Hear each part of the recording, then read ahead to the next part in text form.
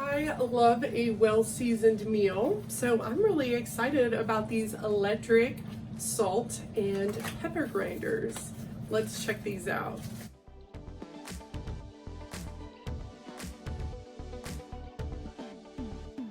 So this salt and pepper grinder have a lot going for it. For one, they're electric, so you don't have to worry about digging out batteries.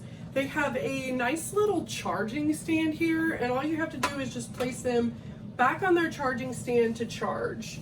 It uses a Type-C cable here, and you just plug this into any cube on the USB side to get that going.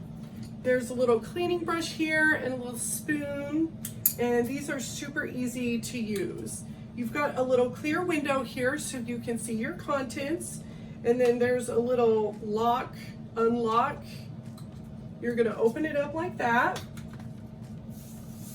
and I'm just gonna put my coarse salt in here, just like so.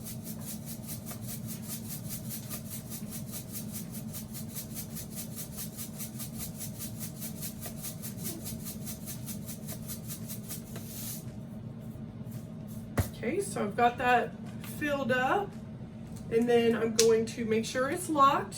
Like I said, there's a little unlock and a lock.